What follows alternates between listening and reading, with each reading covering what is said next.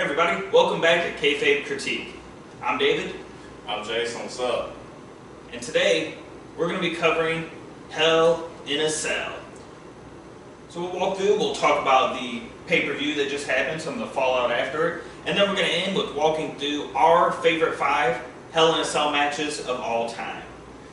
We gotta point out that we're twinning. This was an absolute accident. I mean, representing Seth, Burn It Down Rollins. Shout out, we met dude in Phoenix. It was Phoenix, wasn't it? Yep, WrestleMania 25. 26. Oh, yes, correct, 26. Yeah, so way before he appeared on WWE TV. It's way before. So, this Sunday, Hell in a Cell came to us on the WWE Network. So we were coming off the most watched SummerSlam in WWE history. Hell in a Cell turned out to be the most engaging event, the most interactive on social media. And going into Hell in a Cell, we saw the reformation of the Shield, and we saw several ongoing storylines that carried into the pay-per-view itself. That we did, and I really feel like they did a great job of continuing them. I really feel like it wasn't just a throwaway pay-per-view. It was something that they put a lot of effort into, and they really upped it. I mean, this is the first Hell in a Cell I can remember being 4 hours. Yeah, they definitely gave more time, which actually there wasn't a lot of matches on the card to actually stretch for 4 hours. Right. So it's interesting, they definitely gave the matches time to develop. I remember you and I talking at the end of SummerSlam that it felt like there was a lot of emotion involved in the SmackDown storylines, and that truly carried into Hell in a Cell. But we also saw all the development that happened on the Raw storylines from SummerSlam, and then the fallout afterwards really carrying to Hell in a Cell and developed even more. Exactly, and we're going to talk about the ending of Hell in a Cell, obviously, but just top to bottom, I mean, it was hard to find. I mean, I'm still trying to figure out my match of the night. The moment of the night was obviously Jeff Hardy being Jeff Hardy, but just, I mean, there was just so much good stuff on there. It's just hard to it's like Lay's potato chips. You can't pick just one. So let's get into the pay-per-view itself. So walking into the pay-per-view, going into it, what were you looking for? I was really looking forward to that. I'm pointing at this match, not her anatomy. So those of you listening in, we're talking about Becky and Charlotte. So you're looking forward to Becky and the Charlotte match. I was looking for the match I was most excited for walking into this was the tag team match, the Raw tag team match between Ziggler and McIntyre against Rollins and Ambrose. And I was definitely looking forward to that one because I figured that match could probably be the match that would have the most just action from top to bottom. But just the emotion of the Charlotte-Becky angle and just the way the women's evolution was taking off, I just knew that match was going to have. I just had a feeling that match was going to really just grab a hold of the audience. But when you look at the storylines on Raw's side, every Raw championship, with the exception of the women's title, are all involved in the Shield reunion story. So the tag team championship match that I just mentioned, we know Seth Rollins also holds the Intercontinental title. Right. So that carries those titles, as well as the Universal Championship, which was Roman Reigns and Braun Strowman, of course. Right. And so we had a total of 8 matches set up for the night. The first one actually kicking off on the pre-show, which was New Day against Rusev Day. And so we saw at that point New Day was able to retain the titles. And with that, it's kind of funny because you have the crowd really reacting to New Day. New Day kind of brings that engagement quality that we saw a lot of in the Attitude Era with like the New Age Outlaws, The Rock, where everyone had a catchphrase, the audience was involved. New Day kind of brings that energy. They bring that, and they're also creative with it, like with Kofi. I believe it was Kofi putting on the wig and being the commentator guy. being a commentator, I mean, they keep doing something original. They're trying different stuff, and it's getting over. You would think after a while, you know, their gimmick might, you know, sometimes gimmicks will get stale, but they keep adding to it. I mean, they're adding little innuendos. They're adding Kofi doing voices. I mean, Xavier will do his thing sometimes. I mean, Big E is hilarious. He's been hilarious since day one to me. So they keep adding to it and just making it. They keep it fresh. So I like that. Yeah. And for me personally, I know the New Day doesn't it's not really the parts that I look towards on the show of what's entertaining to me. But you can't deny how the crowd reacts, and so it fits a need, because when you look at the WWE Universe and what the show has to cover, it has to cover so many different segments, and that fits definitely a need that people look forward to. And from the atmosphere of a live event, they definitely bring the energy. Exactly. And so we know in the fallout of this, we end up seeing tonight on SmackDown, English turn on Rusev, so we can definitely see where that's going to carry forward into the future. Yeah, and I was watching that match, and again, I mean, Rusev and Nakamura, they were putting on a solid match, but it kind of feels like Nakamura's kind of got lost in the shuffle. I mean, this guy was headlining WrestleMania just a few months ago, and now it's like, I was looking at him like, oh, he's the U.S. champion. I mean, he just seemed like he was just like third wheel of the Hardy-Orton feud, and they really haven't done anything with him since he broke off the feud with AJ. Well, to me, it's hard to develop a story with them because of limited mic skills, because of the language barrier. I think it's hard to really do much with that character other than physical. Right. That makes sense. I mean, because it's ring work, you can't dispute that. But I mean, with the mic skills lacking, maybe he needs a mouthpiece. Exactly, that's my thought as well. I think they strapped the U.S. title on him to try to help with that push of the character, but I don't think that's really doing it. I mean, like you said, you almost forgot who the U.S. champion was. And so when you think about it that way, I mean, the U.S. championship wasn't featured in the main matches for Hell in a Cell. Exactly. And so it kind of pulls away from that title when you think back to John Cena's U.S. Open title tournament, and so the open challenges for the U.S. title. And when you talk about Nakamura's ring work, it's definitely there. Could you add on to Heyman's abilities? Could he has Brock Lesnar on Raw, could he start showing up on SmackDown representing Nakamura and pull out a new dangerous alliance? It could. I mean, we saw what Heyman did with CM Punk. I mean, but they had a previous relationship. They could do that with Heyman. That was my first thought to put him with Heyman, but maybe they bring somebody else. Maybe they bring somebody new up to kind of be his mouthpiece. Maybe there's somebody else there. I mean, Heyman would definitely work. I think Heyman would work. I mean, but they got to do something with him because I feel like they're wasting him. Yeah, I agree. I think he's got definitely the good in-ring ability, but if they don't capitalize on a way to deliver in the character, he's not going to have meaningful rivalries, and it's just going to get old. It's just going to be you're looking forward to the spot in the match. So Right. And it's hard to really buy into that match when there's no emotional connection. Exactly. So let's keep rolling into pay-per-view. So the actual show kicks off with Jeff Hardy and Randy Orton. What were your thoughts on this match? I can't get the screwdriver spot in the ear hole out of my head. And then I'm watching SmackDown tonight, and Orton in the production truck being a bully, and he's making the guy show him that picture again, and I just flashed back, and I mean, when we were watching it Sunday, we both turned our heads away from it, because that was just, I mean, did they talk about that? I'm sure they talked about it beforehand. And I can see Jeff agreeing to that because, I mean, the dude jumps off of whatever.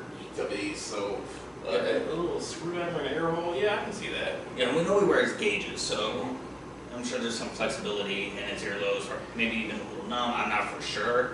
I just know it looked extremely painful. And what I liked about this match was it's been a bitter feud.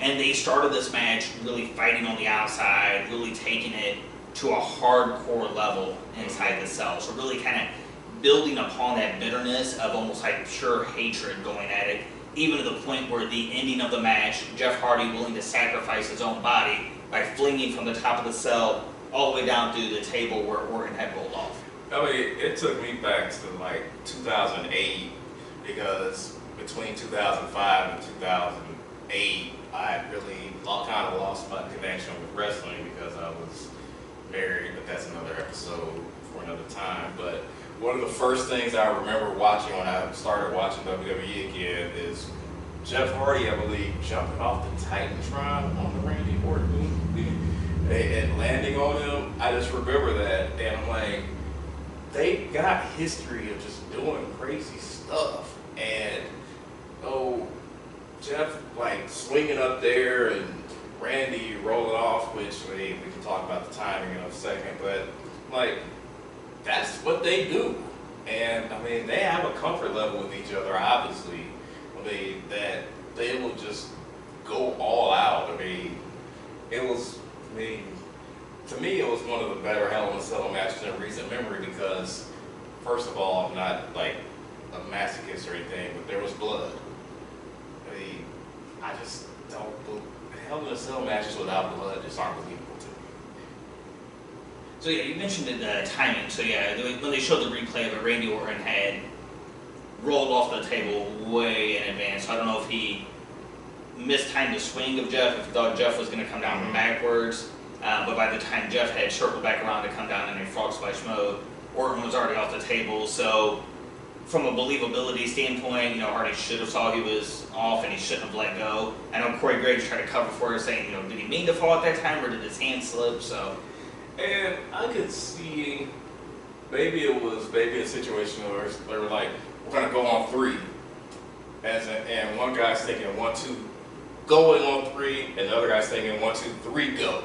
So, I mean, I could see timing being like that, and maybe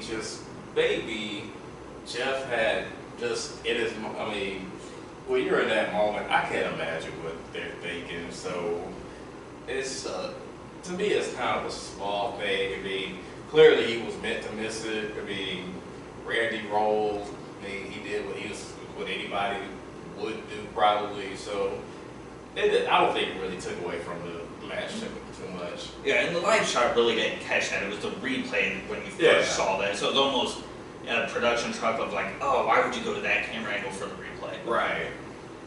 So, you had mentioned that you were looking forward to the Charlotte Flair Becky Lynch match. What'd you think about that match? It delivered. I mean, just that whole angle, just the backstory on them going back to NXT and just the friendship and the relationship, and going back to SummerSlam again, SmackDown carrying over that emotion. Just when you have that degree of emotion and you've got the fans wanting Becky to win, and then for her to really do it cleanly, and the way that it ended with, Charlotte going to shake the hand and Becky kind of walking away, it continues it. Mm-hmm. Yeah, and tonight was SmackDown, her celebration, and her pretty much still kind of putting Charlotte down. And so kind of still playing in that heel moment. The crowd's loving her. Mm-hmm. They feel she's deserved this moment, she's got this moment, and they're going to let her go with it. And it's reminded me a lot of Alexa Bliss in a way where Alexa's a heel, but she does it so well that the crowd's behind her. It does. And Becky's work, she's got the respect. Charlotte's work, she's got the respect too. So, in this era, it's kind of getting back to that point where it's like you just let the fans choose. To me, they're both over. The crowd's going to be emotionally invested. It's everything you could want. And so, since we mentioned her, let's go ahead and jump into the Raw Women's Championship. So we saw Ronda Rousey defending the title against Alexa Bliss.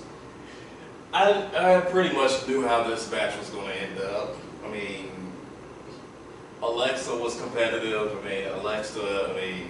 I hate seeing Alexa get hurt, but her facials. Yeah, the facial expressions, the way she carries herself in the ring, the way she tells the stories, she's great. She has all the psychology down. She's able to play the heel character, and she can go. Oh yeah. And so, of course, you knew Ronda was going to win the match. You know, the baddest woman on the planet. They're building that. She's going to hold the title for a while. This is going to be a long run. But Alexa is so over, and she's such a good heel. She doesn't need the title. She doesn't need the title. I mean, she can do whatever she wants to do without the title.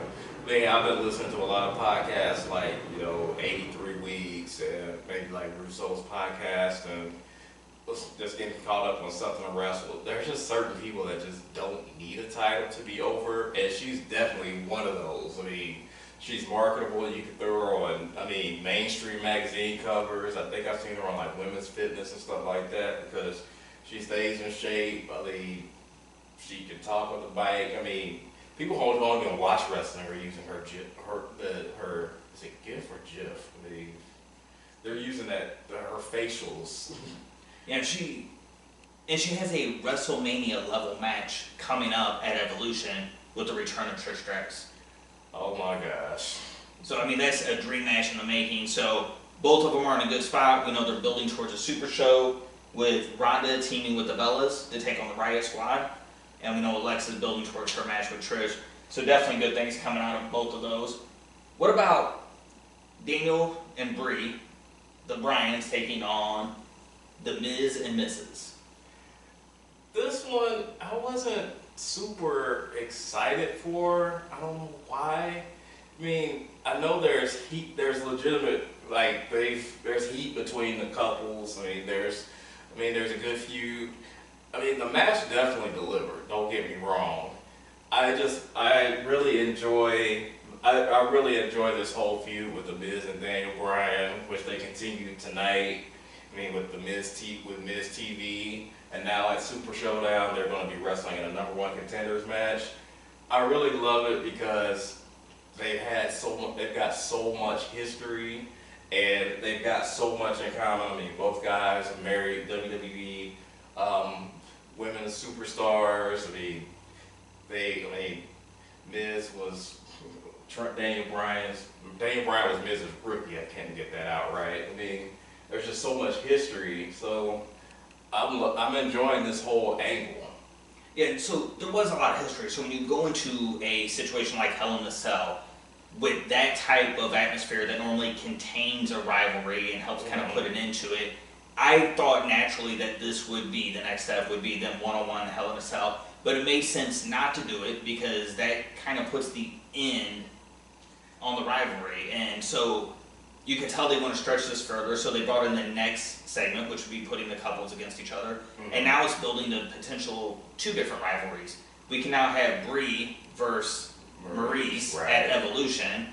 We're going to have Daniel Bryan versus The Miz at Super Showdown. And if AJ is still holding on to the title, whether it's Daniel Bryan versus AJ or The Miz versus AJ, we're in for a great match.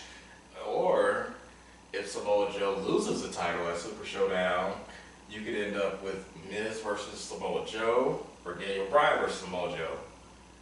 You're still winning. Yeah, I would rather see AJ in either one of those combinations, but personally, I would rather see AJ too. But yeah. I'm just trying to imagine the Miz and Samoa Joe in a feud.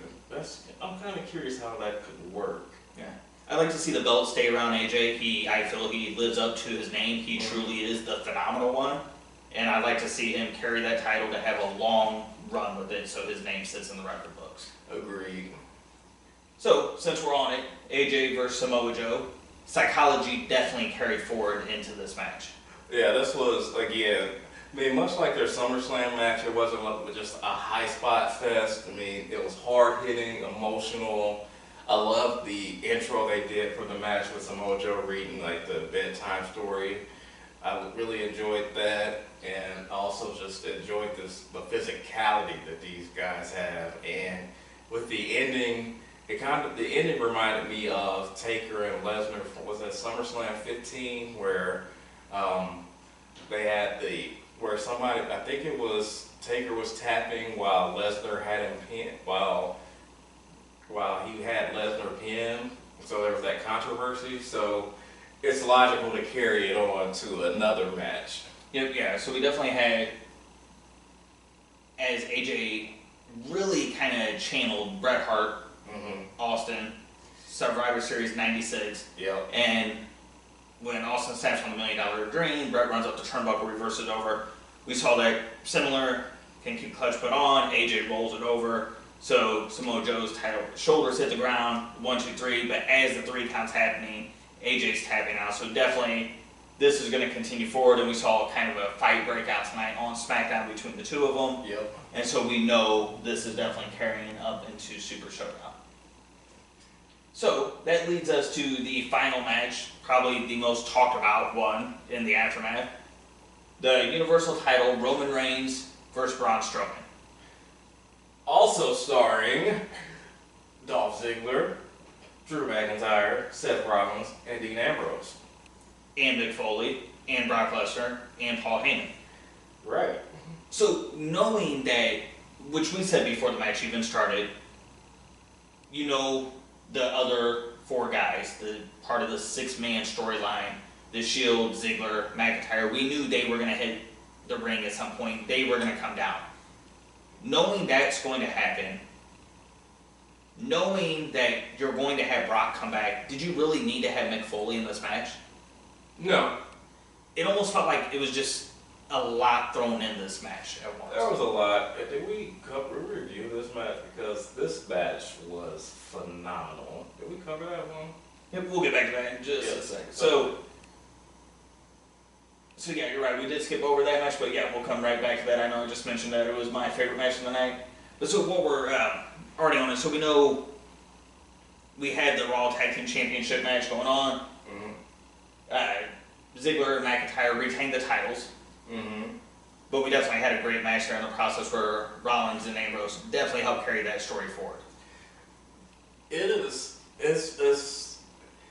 I love the fact that there's just, you've got all the gold tied up between in this feud. I mean, it really sells the fact that these are the guys. I mean, it's really given Dolph Ziggler some shine that he really deserves. I mean, Drew McIntyre is also, I mean, he's worked hard. Rollins, I mean, we're twinning, so obviously we did Rollins. And Ambrose, I mean, Ambrose can go too. So you've got 3 of these 4 guys are former world champions. And McIntyre's going to probably be a world champion at some point. And they delivered. Yeah. And so we know that carries forward into the main event that we were on. So you have Mick Foley being thrown into it. He really didn't serve a purpose other than to advertise this special that was going to be on the network later. That, and I mean, he did have kind of the little confrontation with Braun, and where, you know, he made the mistake, but he really didn't have much to do.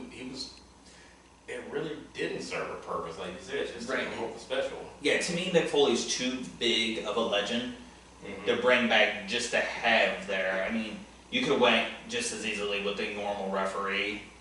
And what also really threw me off was we didn't notice during Randy Orton and Jeff Hardy, the only other Hell in a Cell match on Hell in a Cell, that there was a ref standing outside the ring as well, outside the cage. Right. But when this one started, it was obvious there was a ref standing there by the door, so it kind of almost gave away that something's going to happen. Unless I just missed it in the Randy Orton and Jeff Hardy match, but I don't remember seeing another ref on the outside. I don't remember, and y'all correct us if we're wrong, but I don't recall seeing another referee. Maybe we were just too locked in on the match, but I don't recall seeing another referee in the first match. So, Roman Reigns is going at it with Braun Strowman. Drew McIntyre, Dolph Ziggler start coming down, trying to get the ref to let them into the Hell in a Cell. Here comes Rollins and Ambrose to start fighting off. This I definitely like what they did. They brought them down to get them on the outside, so you can actually have something happen on the outside of the cell, which is what a lot of people look forward to, those big moments. Mm-hmm. But why was Ziggler going to the top of the cell to start with? That really, it was almost like, well, somebody's got to go off the top of the cage. Right, and it was like there was no one up there. We know you can't get in from the top. I mean, Hell in a Cell's been around for 21 years now. He knows about Hell in a Cell. To me, it really didn't make sense of why he just suddenly started climbing the cell. I think maybe had he been chased and he ran up to try to get up the cell, but you could have just kept running around the ring. To me, it just kind of felt like, okay, you're just taking this up here to take it up here. Yeah, I mean, it's not like he had anything to try to cut his way in or something like that. Right. Yeah, if he was going up there and had, a bag with him and he was going to use it to try to open up the top of the cell, and then they went up to fight him off, that's one thing. But to me, it just didn't make sense. It didn't make sense. I mean, I enjoyed it, don't get me wrong, but it just... Yeah, it was exciting, but I think, just to make it make sense to me, to have the reason to go up there was missing. Right, and in a perfect world, the people going up to the top of the cage would have been the actual participants in the match, but you're not putting Braun up there. Yeah, I think with the size of those two guys, I don't think they were going to put them on top. Right. So I get it, and if you want somebody, you want guys who can take that bump off the cage. So you do Rollins, you do Ziggler, those guys can take that bump.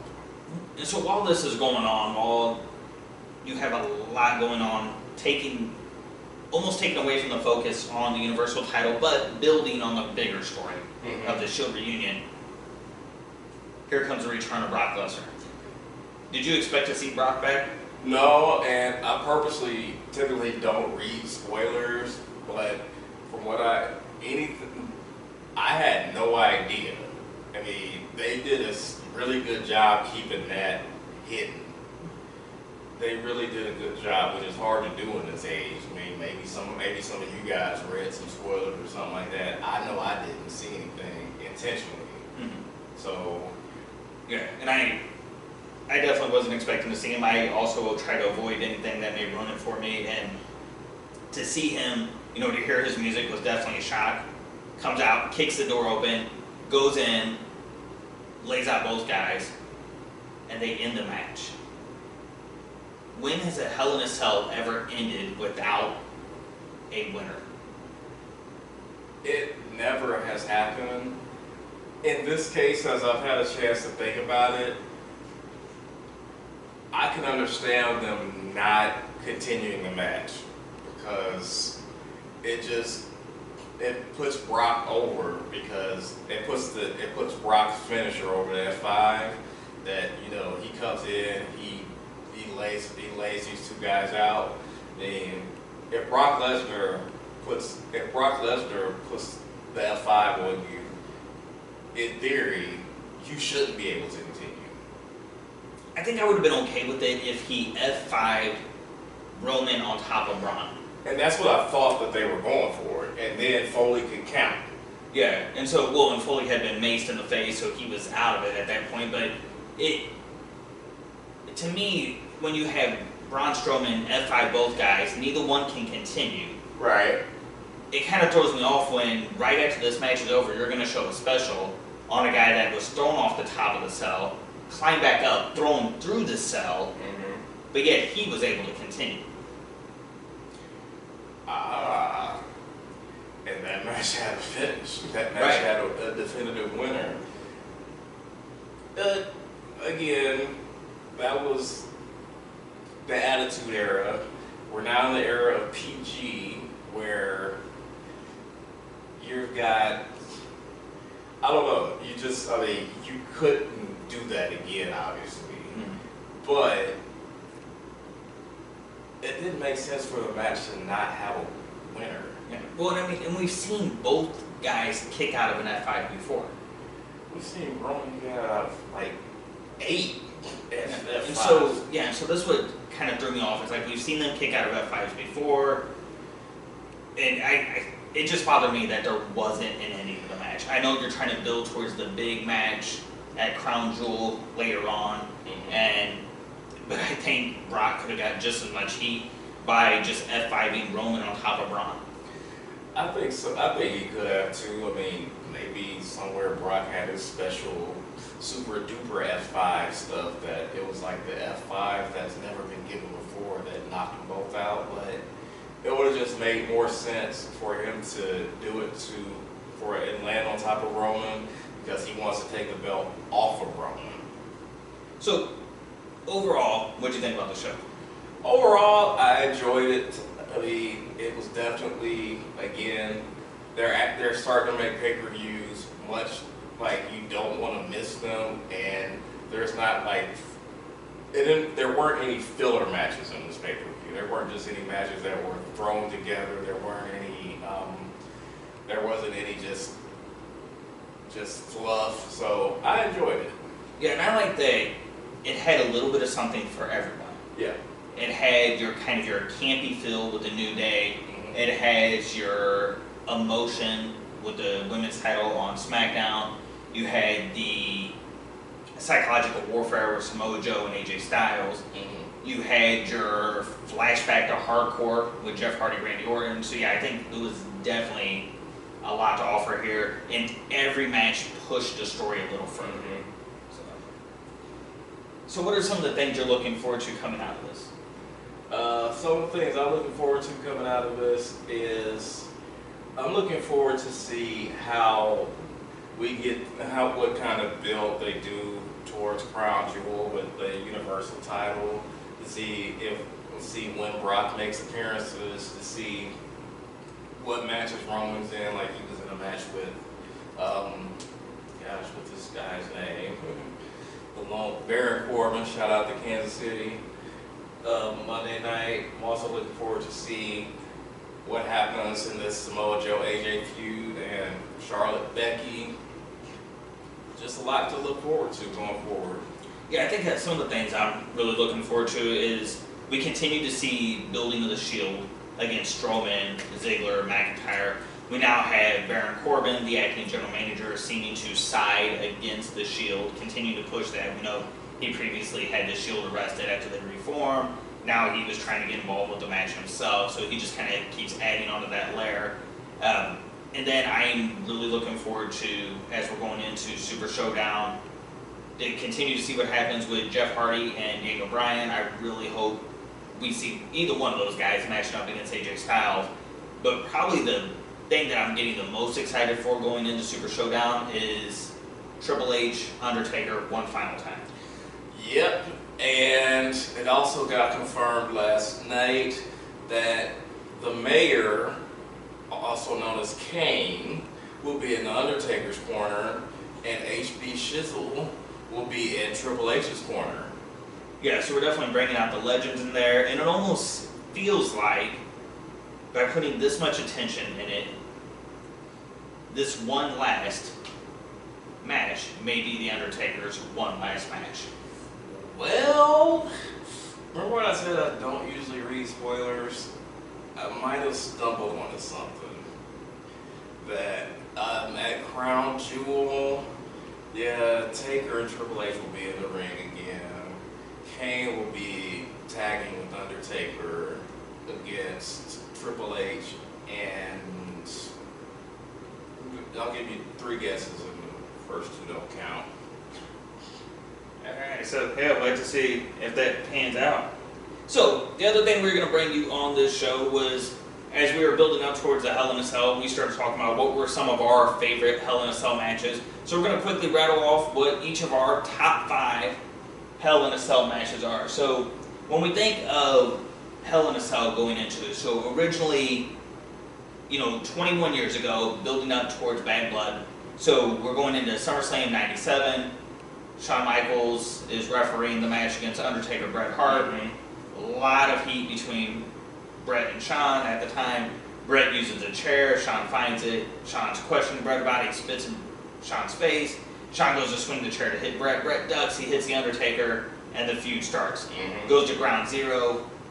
they can't contain it. The hatred is so much there. They're fighting all over the place. I should also add, on the way to building up for Ground Zero, Shawn left him laying with the chair again. Right.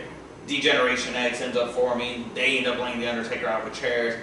The hatred keeps building. The taking it beyond a match is where they were at. There was that you just couldn't wait for the Undertaker to get his hands on Shawn Michaels, and so the original thought was go with a cage. Shawn Michaels says he kind of complains, we've done cage matches, and he remembers a match with Tiny Rich and Buzz Sawyer in the Omni.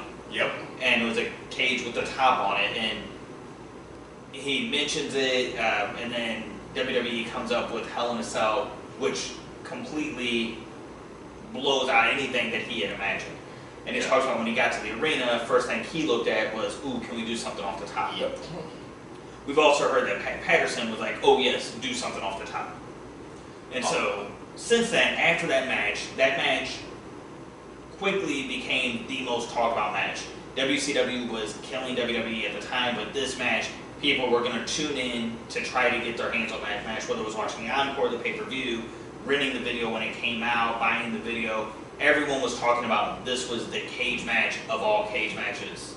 Most definitely. I mean, the first way I saw it was renting the VHS, and I was watching it, and I just could not believe what I was seeing. This was, I mean, that whole blue cage, I was kind of over that, but to see what those guys did, wow. And so then it became kind of the stable for WWE. That you bring out the Hell in a Cell when rivalries are getting to the point where they need something to truly put the finale on them. Right. So we saw it follow up where, Undertaker Mankind had a long history, so it made sense to go to the Cell. Mm-hmm. And we've seen it used over and over through the years. Right. So let's kick off number 5. And we'll start with your number 5. And this one was a late change. I was actually watching this one the other day, and I was just trying to think of Hell in a Cell matches in like the last few years that have really gone above and beyond. And these guys, I mean, they were willing to do whatever, and I mean, they had such a history. I mean, everybody can't remember where they were when the streak ended and the shock that they had. So the way that they built towards it with, I believe this was it 15 when, yeah, it was 2015 when we thought Lesnar was going to win the title back because he was wrestling Seth Rollins, and then all of a sudden Undertaker reappears after he hadn't been seen since WrestleMania 30. So they had the SummerSlam match, and then I think they had a match at the September pay-per-view. So this was the blow-off. So your number 5 is the 2015 Hell in a Cell, Brock Lesnar versus The Undertaker. Right. And so was it just the backstory of it that really entertained you, or the match itself? It was the backstory of it, the match. I mean, you see Brock here, he's got some color on him. And the way that it ended, I mean, you see the ring getting torn apart. The way that it ended, I mean, it ended like the Undertaker was kind of giving Brock that nod of respect. It's like, yeah, you got me, young fella. And what was interesting to me about this match was this was their second Hell in a Cell. Yeah. And not only was the match quality between the two matches different, each of their characters were different. Mm-hmm. So at the time when they faced each other in 2002, the Undertaker he wasn't the dead man, he was the biker version of the Undertaker, and now he's back to being the dead man. Brock in 2002 was the next big thing. Right. He wasn't the beast yet. So I thought it was cool to see these two different incarnations of each character, and those played out and given 2 separate matches. Right. And then you also had the backstory of that confrontation that they had, that little confrontation they had in passing where Taker's at the UFC event and Brock walks past them and Taker kind of says, "You want to do it?" So my number 5 goes back to December of 2000. Armageddon pay-per-view, Hell in a Cell 6-pack challenge. So you had The Undertaker, The Rock, Stone Cold, Kurt Angle, Triple H, and Rikishi. Take Rikishi out of the picture and you have 5 legends. You do have 5 legends, and Rikishi is a Hall of Famer. Yeah, he is a Hall of Famer, and the other 5 are some of the biggest names in the history of the sport. Yes. And so, to me, why I picked this one as my number 5 is because it was different than the other Hell in a Cells. Yeah. It had so much going on, and so much going on between guys that could really do it and could really carry matches and tell a story. It was really fitting of kind of closing out the Attitude Era. Yeah. It was kind of that transitioning, and you got to see a lot of different breakouts of individual matches in here, and a huge bump at the end with Undertaker tossing Rikishi off into a flatbed truck. Yeah, and this was originally my number 5. I also did like Rikishi taking the bump there. You've got all this star power. I mean, you think about all the animosity between everyone. Kurt won the title from Rock, largely because of Rikishi, who ran over Stone Cold to help out Triple H. Then you got The Undertaker, who had just lost the month before to Kurt Angle, with Kurt Angle using his brother Eric to deceive The Undertaker. So there was just a lot going on. Yeah, I love that it was still early for Kurt Angle. Mm-hmm. He was still emerging. He hadn't quite became, the legend that he is. But I love that with all these guys in this ring, you still kept the belt around Angle and still pushed that even further. Because normally you take a guy especially at that point, now it's hard to imagine that Kurt Angle was one of the least seasoned guys in this match because right. It was such a natural, and we know his history. But at that time, back in December 2000, you lay out this match, it's hard not to imagine that one of the other guys, Triple H, Austin, Undertaker, The Rock, were not going to walk out with the title. So I thought it was a great way to finish it. So, let's keep moving in our Hell in a Cell countdown to number 4. Jason, you're number 4. I've got King of the Ring 1998, just coming off the 20-year anniversary. Undertaker versus Mankind. There's been a lot of talk about this match in the last few weeks. Taker and Mankind had to do some interviews. Knowing now that Undertaker came into this match with a broken foot, I didn't know that before. Also hearing about Mick Foley lying about, not being afraid of heights and stuff like that. I remember when I saw this in the summer of 1998, I was just like, no way. Yeah, I remember watching, and I remember hearing at the time that Undertaker had a broken foot, and that's why he struggled to climb the cell. And I remember watching it at the time, and just not being able to believe what I was seeing. And kind of similar to what we saw, at this Hell in a Cell, with how we talk about we had to look away with Randy Orton with the screwdriver in Jeff Hardy's ear. This match was kind of similar to me. I kind of started thinking, oh, just end it. Just end it at any point. Really fearing more out of Mick Foley's safety of just end the match. But I think where I definitely always will respect this match and remember this match, I think the reason it's not in my top 5 is because when you pull out the 2 large bumps, there wasn't really much left in the match. There really wasn't. Yeah, I mean, a lot of those matches spent with, Mick Foley on a stretcher on the ground, unconscious. If you cut out all those times in between, there's really not much to the match itself, but I can take away from what happened in this match and that nothing will ever come close to this again.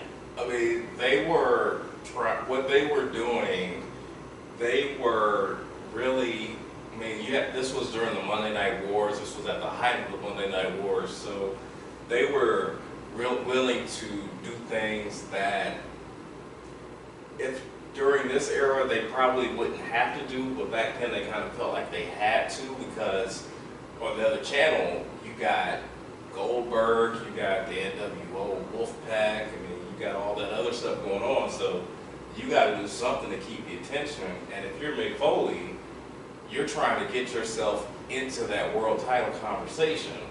So Yeah, and he had also thrown out that he knew he couldn't do what Shawn Michaels had done in Hell in a Cell. Right. And so he had to try to do something different, something that people wouldn't forget. And he definitely accomplished that because 20 years later, people still haven't forgotten. I mean, and people still talk about JR's call. Good God Almighty, that man's been broken in half. Yeah, the initial, they killed him. And so, which, when you talk about the Monday Night Wars, you know, there's always that story that Kevin Sullivan said that when he saw this happen, he said he knew then the war was over. WCW would never rebound. Yep. There's those moments when you just know. So, my number 4 is right after the Shield split up, the feud between Dean Ambrose, Seth Rollins, and it carries forward into Hell in a Cell. To me, they were still both young. They still hadn't really gotten to that main event status yet. They were hungry, they were fighting, they were looking to be noticed, they were looking to steal the show. And I thought they delivered a great match. I thought they had definitely carried the story throughout the match. We saw J&J Security get involved, we saw them going to the top, and we saw basically the same bump that we just saw this past Sunday, but Ambrose and Rollins doing it instead of Ziggler and Rollins. And this definitely was hard to leave this one out of my top 5 because just thinking back to the emotion of everything building up to this, that brotherhood of the Shield, and you know, they had just come, I mean, they had literally, the night that the Shield broke up, they had literally come out of this feud with Evolution. I mean, think back to it. Batista quits that night. He goes on to be a Guardian of the Galaxy, which was making big time money doing that, no disrespect. And that was one of those moments where you did not see that, you just didn't see the turn coming. I mean, maybe some people saw the turn coming, but you really didn't think of maybe you didn't think of Rollins to being the one that turned. So, a lot of emotion. Yeah, and I love that turn. I mean, going back and watching him as that heel, going through that from the time the Shield split up all the way up until he got injured and he hurt his knee. Yeah. So his whole run with the Authority and becoming the champion, I thought he did a great job as a heel, and this was a good match to kick it off. I agree, because they had a match. They had a lumberjack match, I think, at SummerSlam too. So, I mean, yeah, and of course, after a lumberjack match, the next logical step is a cage, and what better cage to handle than a Hell in a Cell?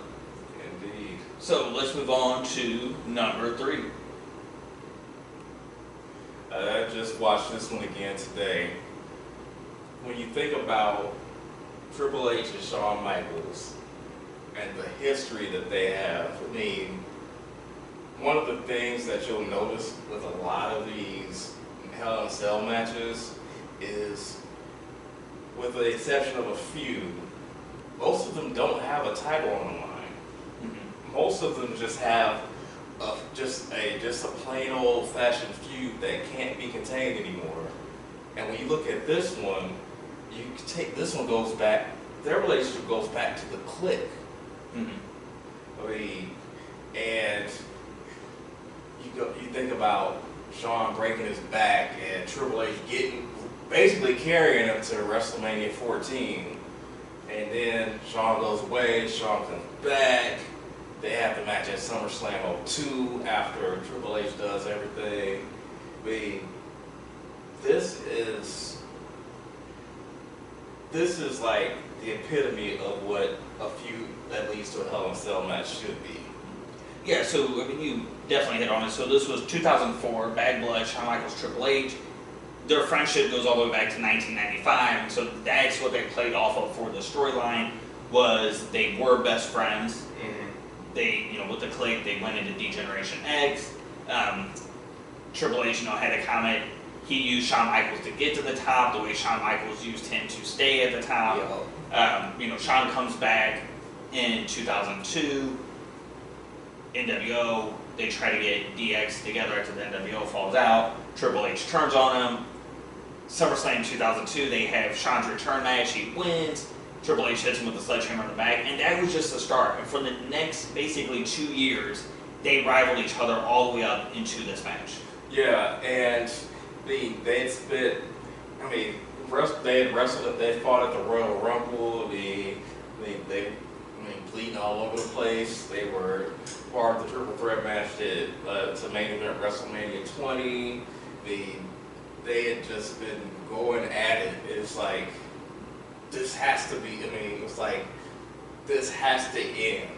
And if I recall if I recall correctly, even at the end of like the pay-per-view or something like that, didn't they show like a shot of both of them laying on beds kind of looking at each other? Oh, that was a picture that came out afterwards. There was a picture, WWE, I think it was WWE.com had the picture afterwards of both of them laying on the hospital beds chatting about the match afterwards. I remember something else though. It wasn't like them chatting about the match afterwards. I just kind of remember just Triple H and Shawn Michaels just kind of giving each other a look. Yeah, and that's what it was. It was them laying on the hospital beds for medical attention, kind of staring at each other. Yeah. Yeah, and so that was the last time the two of them would ever face each other in the ring. Because after that, we're about 2 years away where they don't wrestle each other, but they end up reforming D-Generation X. Yep. So mine was No Way Out 2000, Cactus Jack versus Triple H. So Foley had retired at that point, but then Austin's neck injury has him sidelined. Vince Russo and Ed Ferrara had left. They went to WCW. WWE's trying to really work to figure out, kind of rebuild storylines, keep everything going, because at the time the product was so hot, you couldn't let off the gas. And so, Triple H has acknowledged you have certain champions that they're so good, they're so over, that it doesn't matter who they're in there with, that it's going to sell. But he wasn't that guy. And so, they, Foley came, stepped back in to help. You had the McMahon-Helmsley era going on. And to me, why I picked this match was what Foley did for Triple H, in my opinion. So Triple H, we saw the D-Generation X side of him. We saw him when he became the Game and kind of went into that heelish mode. But we hadn't really seen the, for lack of a better term, the badass that he is known as today.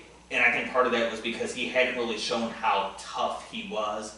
And by getting in the ring with Cactus Jack in a Hell in a Cell, this was able to show us. Better be tough if you get in there with Cactus Jack. I mean, because these guys, they had the match, I believe, at Royal Rumble. The street fight, and I remember watching that one, and Triple H showed me something that night, but he showed me even more on this night, because if you're in there with Cactus Jack, you look at this, you got the barbed wire, you got, what do they call it? The flaming barbed wire bat. Flaming barbed wire. I thought it had a name for some reason, but Cactus Jack is a nut, basically. You see him taking that bump there. They took it to another level that night. And if you notice, when they wanted to get a champion over, you look back at, who was Stone Cold's first title defense after he won the title against? Against Foley. Yep. Against Foley. Who was The Rock's first title defense against? And who was Triple H's first feud against? Yeah, and so what, you had mentioned the bump, and so I think what I also liked about this was they tried to recreate as much of the shocking bumps that King of the Ring 98 had, but in a much safer way for Foley. Yeah, they did that, and they definitely succeeded, and everybody came out of this match looking better.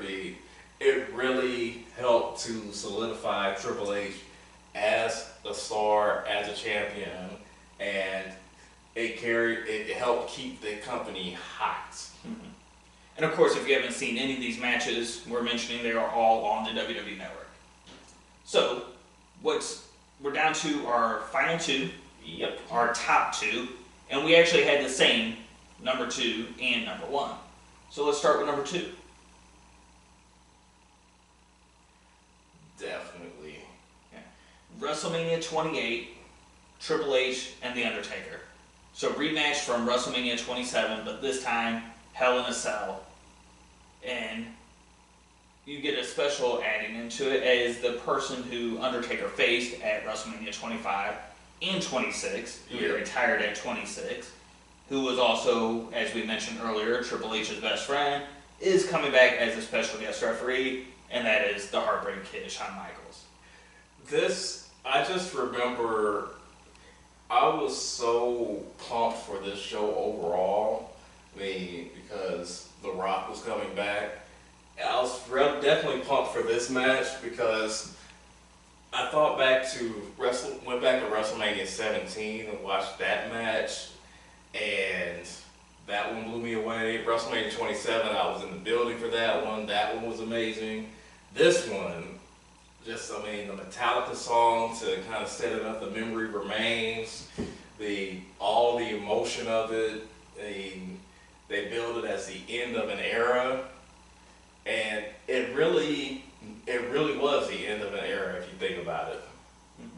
Yeah, so as you mentioned, Triple H and The Undertaker at WrestleMania 17, and then WrestleMania 27. So yeah, coming into this match, definitely exciting. We know what Shawn had done with him at 25 and 26, with Taker at 25 and 26. Yep. And also, so that added an extra element of surprise, and this match definitely delivered. It was the end of the era until now. Now we're going into Super Showdown, and these pieces, all three of these guys, are definitely going to be at Super Showdown, and we're going to have Kane added into it. So, like Triple H said, the era is back, at least for this one night. Yeah, for this one night, when you think about just the contributions that these three guys have made to the business, and in Triple H's case, continues to make to the business, the way that they kind of carried think about it, between 25, 20, look at their WrestleMania 24, 25, 26, 27. Shawn Michaels versus Ric Flair. 25, Shawn Michaels versus Undertaker. I'm proud to say I was in the building for that one, and that was probably, I've heard very few crowds as loud as that one. 26, Taker and Shawn again. We were both there for that one. And 27 and 28, Taker and Triple H. So it was kind of the end of that era, but like you said, the era is back again. And we'll never see three guys we'll never see anything like that again. And so now, moving on to our number one, what we thought was the best Hell in a Cell match of all time. We actually talked about it earlier, and it's the one that started it all. It's the match that the first Hell in a Cell was designed for. We kind of gave you backstory on it earlier. Bad Blood, 1997, in your house. Shawn Michaels versus The Undertaker. Just, the one that started it all. It's hard to root against it. I remember watching some of Shawn's, I think Shawn gave a great promo before this match. And I remember Shawn kind of selling, after they kind of shoved the cage behind him. The reality is set in. Yeah. And this was just so everything about this was just well done. And what I loved about this is when you think of theater, when you think of, great plays like Broadway, whatever, that people go to see, movies, there's a 3-part arc. Yep. And when you look at this match, it had it. In the match itself, not even talking about the story that surrounded and built to the cell, you had the first match, just looking at what they did inside the cell, right off the bat, they had a great match. Right. Then the cell door opens, and they have an unbelievable next segment, your next arc, your next act, outside of the cell. Right. That left everyone talking. But then they get back in the cell, and they go at it some more to finish the match. And so, to me, it was just the perfect all-around storyline. Shawn's always been my favorite of all time, and if you go back and watch the Something to Wrestle archives, or listen to the Something to Wrestle archives, and hear them talking about that, like Bruce Pritchard, as they're replaying it back, really looks at it and was like, damn, Shawn Michaels was good. And this match is living proofs of, if anyone ever questions why they call him the greatest of all time, watch this match, watch the brawls. Start with SummerSlam '97 and just watch everything up through Bad Blood, and you'll understand why he is considered the greatest of all time. And when you think about just Shawn Michaels from like '96 up until his back injury, he was doing some of the most phenomenal work that you'll ever see in the business.